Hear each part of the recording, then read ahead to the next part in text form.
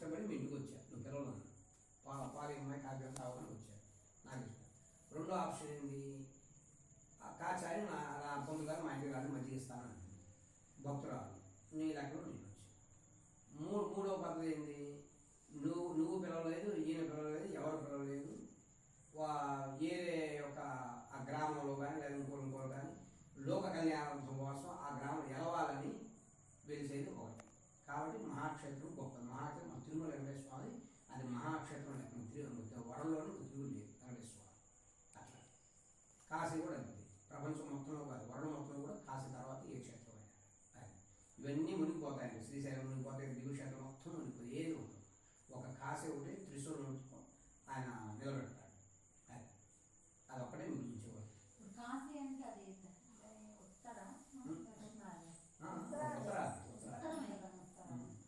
ఇప్పుడు మనకి దివ్యక్షేత్రాలలో పెద్ద పెద్ద దివ్యక్షేత్రాలు కావాలంటే దక్షిణాది రాష్ట్రాలు గుళ్ళు గోపురాలు పూజలు కోసం ఎక్కువ జరిగేది, రూపం కూడా విగ్రహ రూప ఆరాధన కూడా నిష్టలు కూడా ఎక్కువ ఉంటాయి. ఉత్తరాది రాష్ట్రాల్లో మీకు నిష్టలు ఉంటుంది, అందరు చొక్కా వేసుకొని పూజలు చేస్తుంటారు, ఫ్యాన్ మీద పూజలు చేస్తుంటారు, అట్లా ఉంటుంది. ఉత్తరాలు ఎక్కువ చేస్తారు, భక్తిగా చేస్తారు, అంత చొక్కాలు వేసుకొని మందరం చొక్కా. మళ్ళీ కన్యాకుమారిలో కూడా అంతేనా, కన్యాకుమారిలో కూడా చొక్కా వేసుకుని ప్యాంట్ వేసుకుని. మనకి దక్షిణాది రాష్ట్రాలంతా కూడా కొన్ని ఆప్షన్లు ఉంటుంది, దాని మరి ఆచారం నిష్ట నియమాలు జాగ్రత్తలు భయము అన్ని ఇట్లా ఉంటాయి. అట్లంతా అదే ఉంటాయి, అందరూ పోయి తాగుతుంటారు చేస్తుంటారు, చొక్కాలు మీద నైవేద్యాలు పెట్టుకుంటారు అని పొందుతున్నారు కదా. తక్కువ భక్తి భావం ఉంటుంది కానీ ఇవన్నీ తక్కువ. మనకంతా కూడా కావాలంటే దక్షిణ రాష్ట్రాలకి నెల్లూరు దగ్గర నుంచి ఈ యువతంతా తమిళనాడు కేరళ కర్ణాటక కూడా బాగా నిష్టగా చేస్తారు, చేసినప్పుడు నిష్టగా చేస్తారు, పద్ధతి ఉంటుంది. ఆడవాళ్ళు కూడా కాలు పసుపు రాసుకుంటారు, మొహానికి రాసుకుంటారు, చక్కగా పూలు పెట్టుకుంటారు, అన్నీ చేస్తారు. ఫస్ట్ పూలు పెట్టుకుంటే సిగ్గుపడాలని అవుతాను ఏముంది. అట్లా మగవాళ్ళు పొలకపోతే నడుము కూడా కట్టేసి చొక్కా అనేది నడుము కట్టేయాలి, బొళ్ళు దొంగలు చేస్తారు, నమస్కారాలు చేస్తుంటారు. అది పద్ధతి.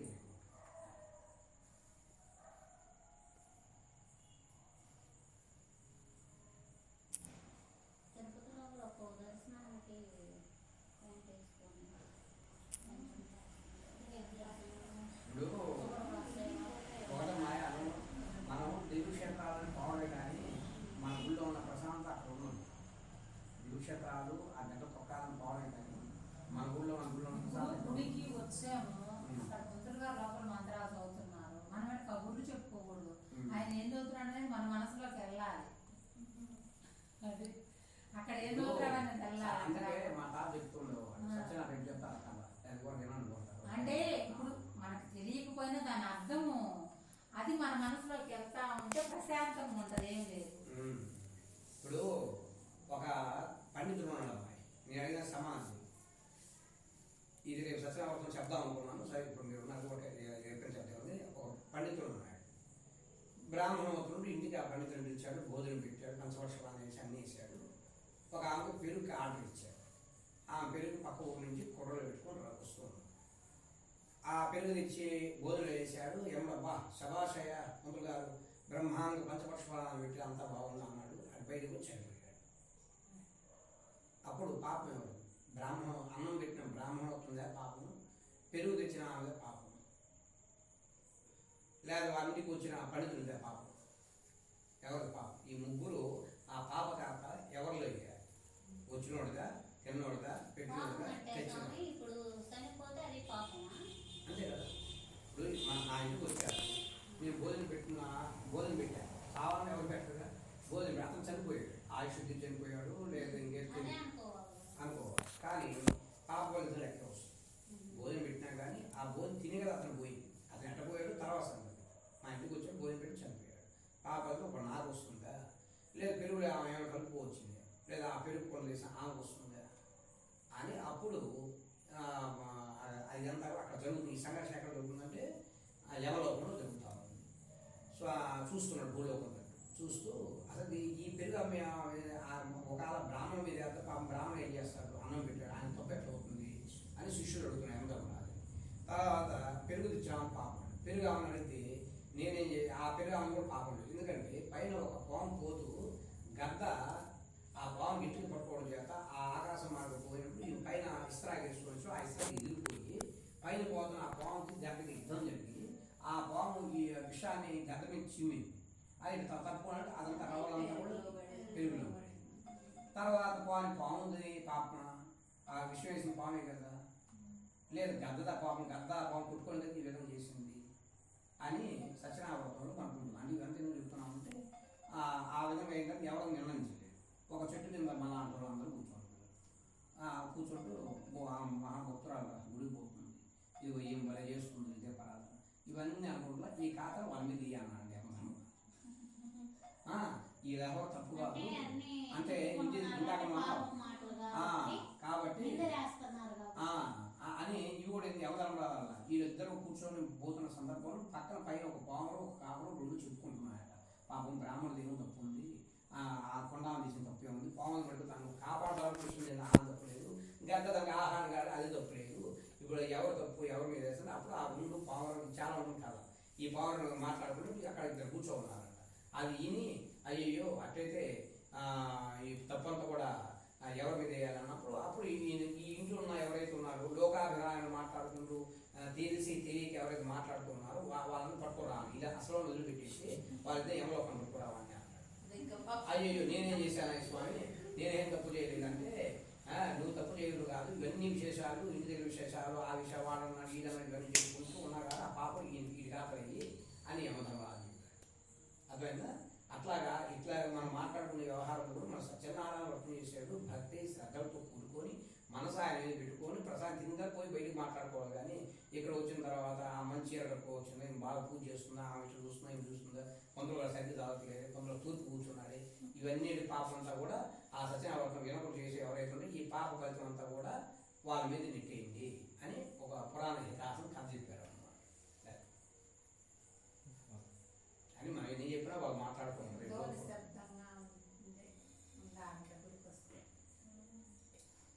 అరిటాకు భోజనం వేసాం, భోజనం చేసేటప్పుడు మాట్లాడకూడదు అని లెక్క పెద్దలు ఎనకది మా తాత టైం నుంచి కూడా. అరిటాకు వేసిన తర్వాత ఈరోజు మాట్లాడుకుని కూర్చున్న వాళ్ళు ఎవరు ఉన్నారా, మాట్లాడుతున్నారు. అది ఇదంతా మనం చెప్పేది కాదు.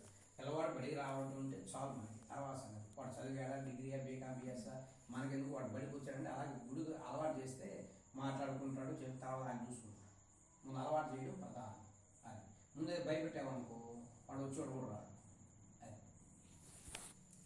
ఎక్కడ మా అమ్మాయి భయపెట్టింది చాలే. తను కూడా సర్వసమృద్ధుడై ఉండేది, తెలుసుకున్నాడు ఇలా శత్రురాలు నీ మీద విజృంభిపోతున్నారు, జాగ్రత్తగా ఉండేందుకు ఒక దో చెప్పి వెళ్ళాడు. తను కూడా సర్వసమృద్ధుడై ఉండేది.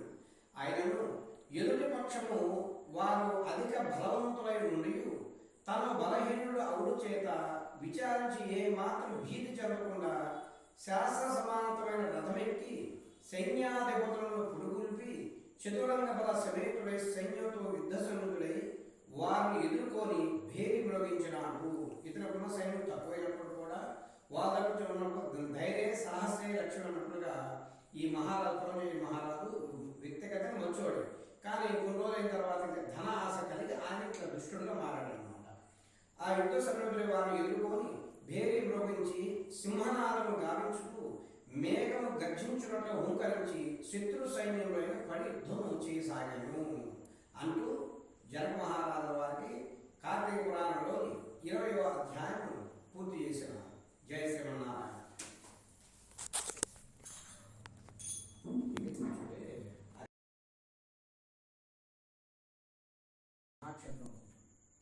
నాకు ఇష్టపడి మీ ఇంటికి వచ్చా, నువ్వు పిల్లలు పాలి అమ్మాయి కాపీ తాగడానికి వచ్చా, నాకు ఇష్టం. రెండో ఆప్షన్ ఏంది, కాచారి నా పొందు గారు మా ఇంటికి రాని మంచిగా ఇస్తాను భక్తురాలు నీ లెక్కలో నేను వచ్చాను. మూడో పద్ధతి ఏంది, నువ్వు పిలవలేదు, ఈయన పిలవలేదు, ఎవరు పిలవలేదు, ఏరే యొక్క ఆ గ్రామంలో కానీ లేదా ఇంకోరు కానీ లోక కళ్యాణం కోసం ఆ గ్రామం ఎలవాలని వెలిసేది ఒకటి. కాబట్టి మహాక్షేత్రం గొప్పది. మహాక్షేత్రం మన తిరుమల వెంకటేశ్వర స్వామి, అది మహాక్షేత్రం లెక్క వరంలోని తిరుగులు వెంకటేశ్వర స్వామి. అట్లా కాశీ కూడా అంతే, ప్రపంచం మొత్తంలో కాదు వరం మొత్తంలో కూడా కాశీ తర్వాత ఏ క్షేత్రం అయినా ఇవన్నీ మునిగిపోతాయండి. శ్రీశైలం మునిగిపోతాయి, దివ్యక్షేత్రం మొత్తం మునిగిపోయి ఏది ఉంటుంది. ఒక కాశీ ఒకటి త్రిశూలం ఆయన నిలబెడతాడు. అది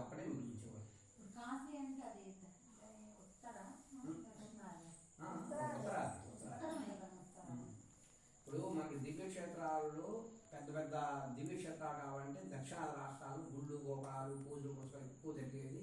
రూపం కూడా విగ్రహ రూప ఆరాధన కూడా నిష్టలు కూడా ఎక్కువ అవుతుంటాయి. ఉత్తరాది రాష్ట్రాల్లో ఇది నిష్టలు ఉంటుంది. అందరూ చొక్కా వేసుకొని పూజలు చేస్తుంటారు, ఫ్యాన్ మీద పూజలు చేస్తుంటారు, అట్లా ఉంటుంది. ఉత్తరాలు ఎక్కువ చేస్తారు. గురువాయూరులో నిష్టలు భక్తిగా చేస్తారు, అంత చొక్కాలు వేసుకొని అందరూ చొక్కా మళ్ళీ కన్యాకుమారిలో కూడా అంతేనా? కన్యాకుమారిలో కూడా చొక్కా వేసుకున్నారు, ప్యాంట్ వేసుకున్నారు. మన దక్షిణాది రాష్ట్రాలంతా కూడా కొన్ని ఆప్షన్లు ఉంటుంది. దాని మరి ఆచారం, నిష్ట, నియమాలు, జాగ్రత్తలు, భయము అన్నీ ఇట్లా ఉంటాయి. అట్లంతా అదే ఉంటుంది. అందరూ పోయి తాగుతుంటారు, చేస్తుంటారు, చొక్కాల మీద నైవేద్యాలు పెట్టుకుంటారు అని పొందుతున్నారు కదా. తక్కువ భక్తి భావం ఉంటుంది కానీ ఇవన్నీ తక్కువ. మనకంతా కూడా కావాలంటే దక్షిణ రాష్ట్రాలకి నెల్లూరు దగ్గర నుంచి యువతంతా తమిళనాడు, కేరళ, కర్ణాటక యువతలు బాగా నిష్టగా చేస్తారు, చేసినప్పుడు నిష్టగా చేస్తారు. పద్ధతి ఉంటుంది. ఆడవాళ్ళు కూడా కాలు పసుపు రాసుకుంటారు, మొహానికి రాసుకుంటారు, చక్కగా పూలు పెట్టుకుంటారు, అన్నీ చేస్తారు. ఫస్ట్ పూలు పెట్టుకుంటే సిగ్గుపడాలని ఏముంటుంది అట్లా. మగవాళ్ళు పొలకపోతే నడుము కూడా కట్టేసి చొక్కా అనేది నడుము కట్టి బొళ్ళు తొండాలు చేస్తారు, నమస్కారాలు చేసుకుంటారు. అది పద్ధతి.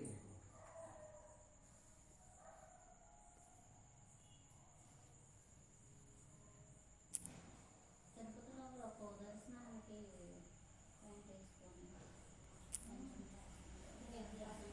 ఇప్పుడు ఒకటి మాయాలు మనం దివ్యక్షేత్రాలని పోవడం కానీ మన ఊళ్ళో ఉన్న ప్రశాంత అక్కడ ఉన్నది.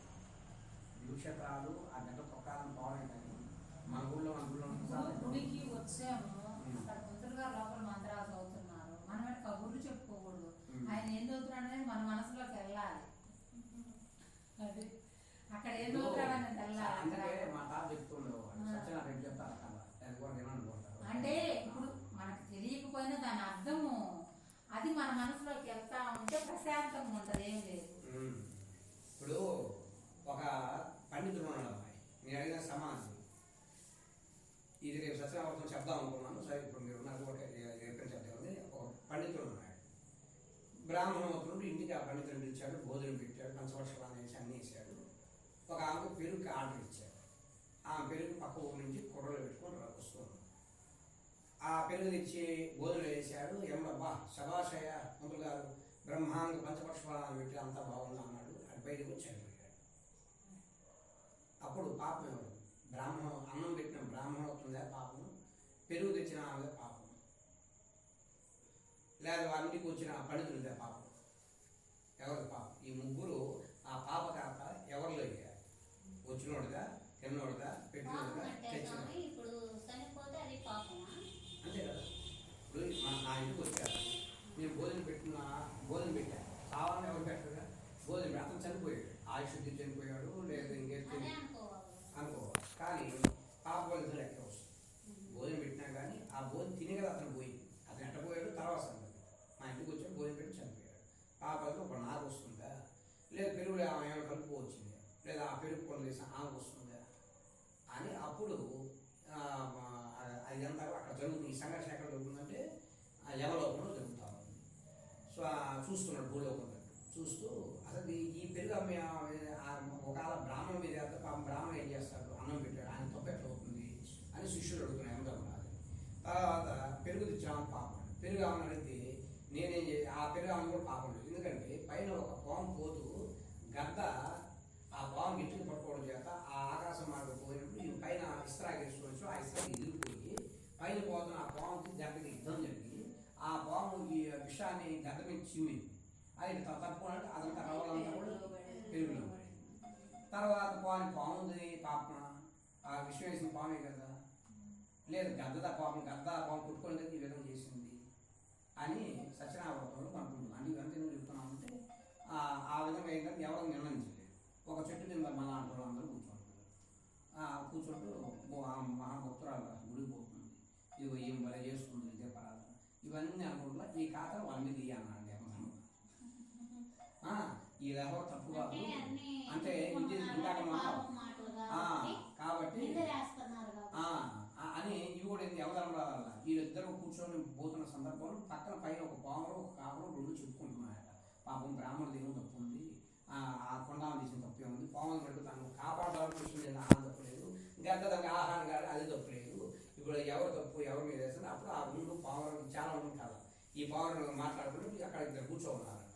అది విని అయ్యయ్యో అట్లయితే ఈ తప్పంతా కూడా ఎవరి మీద వేయాలన్నప్పుడు అప్పుడు ఈ ఇంట్లో ఉన్న ఎవరైతే ఉన్నారో లోకాభిరాయాన్ని మాట్లాడుకుంటూ తెలిసి తెలియక ఎవరైతే మాట్లాడుతున్నారో వాళ్ళని పట్టుకురావాలి. ఇలా అసలు వదిలిపెట్టేసి వాళ్ళైతే యమలోకం పట్టుకురావాలని అంటాడు. అయ్యో నేనేం చేశాను స్వామి, నేనేం తప్పు చేయలేదంటే నువ్వు తప్పు చేయలేదు కాదు, ఇవన్నీ విశేషాలు ఇంటి దగ్గర విశేషాలు ఆ విషయం వాడన్నాడు ఈడమని ఇవన్నీ చెప్పుకుంటూ ఉన్నా కదా ఆ పాప ఇది కాపయ్యి అని యమధర్మరాజు చెప్పాడు. అర్థమైందా?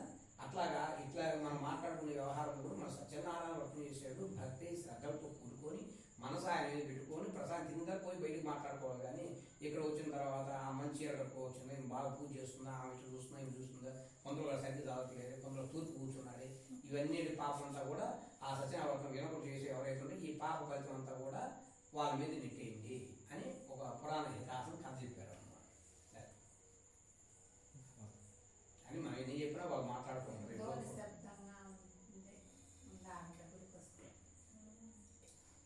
అరిటాకు భోజనం వేసాం, భోజనం చేసేటప్పుడు మాట్లాడకూడదు అని లెక్క అన్నమాట. పెద్దలు ఏమంటారు మా తాత టైం నుంచి కూడా. అరిటాకు వేసిన తర్వాత ఈరోజు మాట్లాడుకుని కూర్చున్న వాళ్ళు ఎవరున్నారా, మాట్లాడుతున్నారు. అది ఇదంతా మనం చెప్పేది కాదు. పిల్లవాడు బడికి రావడం అంటే చాలు మనకి. తర్వాత సంగతి వాడు చదివాడా, డిగ్రీయా, బీకామ్, బిఎస్ మనకెందుకు, వాడు బడికి వచ్చాడంటే అలాగే గుడి అలవాటు చేస్తే మాట్లాడుకుంటాడు, చెప్తావా అని చూసుకుంటాడు. ముందు అలవాటు చేయడం ప్రధానం. అది ముందే భయపెట్టామనుకో వాడు వచ్చాడు కూడా రాడు. అది